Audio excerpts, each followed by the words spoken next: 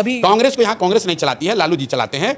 लालू जी जैसे चाहेंगे वैसे होगा, क्योंकि गांधी परिवार से उनका जो रिलेशन है, गांधी परिवार के प्रति उनका एक ऑब्लिगेशन है। गांधी परिवार को लगता है कि जब सोनिया गांधी के विदेशी होने का मामला उठा, उस समय लालू यादव ने उनकी मदद की, उसका वो कर्ज वापस कर रहे हैं, चाहे उसके एवज में बिहार के लोगों का भविष्य बर्बाद हो जाए तो कोई चिंता की बात नहीं। ऑपरेशन सिंदूर, मैं कोई मिलिट्री का विशेषज्ञ हूँ नहीं, और मैं उनमें से नहीं हूँ जो कहूँगा कि देश के बाहर और विपक्ष क्या कर रहा है। मैं सरकार की बात मान लेता हूँ। सरकार ने कहा, हम लोग के विदेश मंत्री ने कहा, जयशंकर जी पढ़े लिखे समझदार बहुत सुलझे हुए व्यक्ति है, जयशंकर जी ने ये कहा ऑपरेशन सिंदूर के हवाले से, शायद आप लोग के इंटरव्यू में, कि जो सीज फायर हुआ वो पाकिस्तान की पहल पर हुआ। तो मैं भाई जयशंकर जी की बात को मानता हूँ।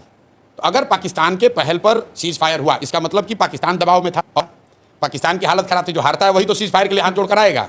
तो अगर पाकिस्तान दबाव में था 1 दिन या 2 दिन के सिंदूर ऑपरेशन सिंदूर के बाद, तो भाई आप काहे सीज फायर किए? आपको 2-4 दिन और चलने देना चाहिए था, वो पाकिस्तान को मार के सेना वाले ठंडा कर देते। तो ये तो सरकार अपनी ही बात में फंसी हुई है। सरकार ये कह रही है कि मिलिटरीली ये सक्सेसफुल है। तो जब सक्सेसफुल था, पाकिस्तान घुटने पर आ गया था, आपसे सीज फायर के लिए रिक्वेस्ट कर रहा था, in the words of foreign minister Jaishankar, तो आपने सीज फायर किया क्यों? देश की जनता तो यही पूछ रही है कि भाई सीज फायर ये अचानक से क्यों हो गया? ट्रंप जी अपना अलग डफली बजा रहे हैं कि हमने अमेरिका से ही करा दिया। तो भाई ट्रंप की बात को हम क्यों मानेंगे? हम तो अपने देश की बात, सरकार की बात मानेंगे। हमारे देश की सरकार कह रही है कि पाकिस्तान के रिक्वेस्ट पर सीज फायर किया गया।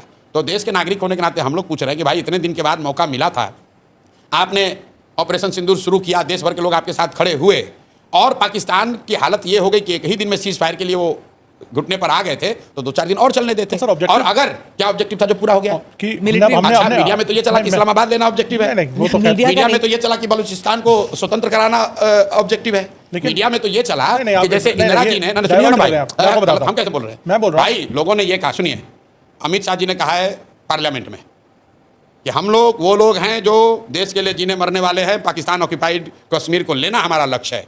तो अगर पीओके लेना लक्ष्य था और पाकिस्तान घुटने पर आ गया था, तो काहे सीज फायर किए? अगर बलूचिस्तान को आज़ादी दिलानी थी, पाकिस्तान घुटने पर था, तो क्यों समझौता किए? आप ही बता दो भाई कि अगर पाकिस्तान डर गया था या घुटने पर था तो क्यों समझौता किए, और अगर नहीं था तो फिर आप जो बता रहे हो वो गलत है। दोनों बात तो सही नहीं हो सकती है। और ये बात सिर्फ जो जयशंकर जी ने कहा उसी पर कह रहा हूँ। ट्रंप साहब तो कह रहे हैं कि हम इंडिया को डरवा, इंडिया पाकिस्तान को दोनों को बुला के डांटे और सब लोगों में समझौता करा दिए। हम ट्रंप की बात पर नहीं जा रहे हैं, हम जयशंकर की बात कह रहे हैं। एंड तो कहीं होता है ना, क्या एंड? तो भाई वही एंड, मतलब लोग तो ये पूछ रहे हैं कि भाई आपने सायरन बजवाया, प्रैक्टिस करवाया, तो हम लोग तो तैयार थे 2-4-5 दिन के लिए। 1 ही दिन में खाए सीज फायर कर दिए, 2-4 दिन और चलने देते, पीओके ले लेते हम लोग, तब आप कर लेते। बालूचिस्तान अलग हो जाता तब हम लोग कर लेते। अगर पीओके ले लेते तो समझौता कर लिया, तो भाई कम से कम बांग्लादेश को अलग करा दिया ना, तो कुछ तो आप कर लेते। जो टेरर इंफ्रास्ट्रक्चर है वो तो ध्वस्त हुआ ना, ध्वस्त हो गया। विजुअल तो है, चले भाई रिकॉर्ड कर लो, विजुअल तो है। आप सरकार के ना विजुअल तो ठीक ही है। आप ये कह सकते हैं कि टेरर इंफ्रास्ट्रक्चर पाकिस्तान का ध्वस्त हो गया, कुछ डैमेज हुआ, तो सर लोग ये चाह रहे हैं कि जब मौका मिल गया था तो पूरा ही साफ कर देते। तो समतल थोड़ी ना कर सकते, एक मुल्क एक न्यूक्लियर तो उसके डर से रुक गए, कहीं तो रोकना पड़ेगा ना। तो ये पहले बता देते कि भाई हम शुरू करेंगे लेकिन न्यूक्लियर के डर से फिर रुक जाएंगे, तो पहले बता देते देश को भाई। अरे भाई आप ये बता दो कि चाहते क्या थे। मैं ये समझता था कि आपका उद्देश्य ये है कि टेरर इंफ्रास्ट्रक्चर पूरी तरीके से ध्वस्त कर दिया जाएगा। वो कोई नहीं कह सकता है कि हो गया है, कुछ टेरर इंफ्रास्ट्रक्चर को नुकसान हुआ होगा। दूसरा उद्देश्य अगर ये था कि आप पीओके को स्वतंत्र करा देते, वो तो हुआ नहीं। आप बलूचिस्तान के लोग वहाँ शुरू हो गए जोश में आके कि हम लोग तो अलग कराएंगे, अब इंडिया मदद करने वाला है, हम ही लोग भाग लिए। ये तो मीडिया कह रहा था ना, सरकार ने तो कभी नहीं कहा कि बलूचिस्तान को आजादी देना एक लक्ष्य था भारत का, ये तो कभी कहा नहीं। वो तो जैसे इंदिरा जी के भी टाइम में उन्होंने ये थोड़ी ना कहा शुरू में होगा कि हम बांग्लादेश को स्वतंत्र करना हमारा लक्ष्य है। ये तो बीजेपी के स्वयंभू नेताओं ने कहा कि अरे आपने इंदिरा जी को क्या देखा, हम तो पाकिस्तान को 4 टुकड़ा में कर देंगे, हम बलूचिस्तान बना देंगे, हम पीओके ले लेंगे। तो भाई कर लेना था। फिर आप कह रहे हैं भाई वो तो न्यूक्लियर स्टेट है, तो भाई न्यूक्लियर स्टेट वो एक ऑपरेशन सिंदूर होने के बाद थोड़ी ना बना, वो तो पहले से भी था। वो तो असेसमेंट मोदी जी जैसे विद्वान लोगों ने किया ही होगा पहले से। तो भाई काहे लड़ाई शुरू किए, और किए तो पूरा करना चाहिए। देश की जनता ने तो नहीं कहा कि हम लोग न्यूक्लियर वाले से डर रहे हैं। भाई देश की जनता तो आपने जब सायरन बजवाया तो हम लोग अंधेरे में निकले, सब जाके प्रैक्टिस कर लिया कि भाई चलो अब न्यूक्लियर गिरे या बम गिरे हम लोग तैयार हैं। तो काहे भागे आप मैदान छोड़ के? इसका नुकसान है। मैं आपको ऑन सीरियस नोट, बीजेपी को अगर आप मुझे एनालिस्ट पूछेंगे तो चुनावी नुकसान होगा जिस मैनर में ऑपरेशन सिंदूर को जिस मैनर में रोका गया, और खासकर ट्रंप के ट्वीट के बाद।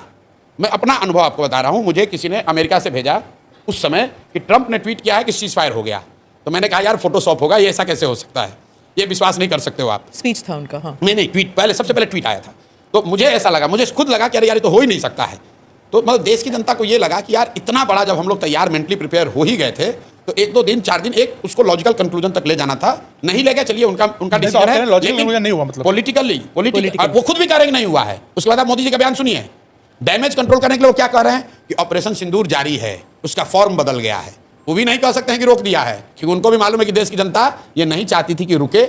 जिस तरीके से सीज फायर हुआ उससे बीजेपी को पॉलिटिकल नुकसान होगा। Thank you very much Prashant ji कि आप आए एंड आपको शुभकामनाएं। मेरे सवाल आप पूछेंगे। जो यहाँ लोग आए उनसे पूछिएगा जरूर जी। कि 26 लाख करोड़ का पलायन हुआ है, सीडी रेशियो का मतलब क्या होता है। ठीक है, पूछिए। यहाँ जो लोग मुख्यमंत्री बनने का दावा कर रहे हैं। धन्यवाद, thank you. Thank you for watching or listening to this edition of the ANI podcast with Smita Prakash. Do like or subscribe on whichever channel you have seen this or heard this. Namaste, Jai Hind. Click here to watch the previous episodes.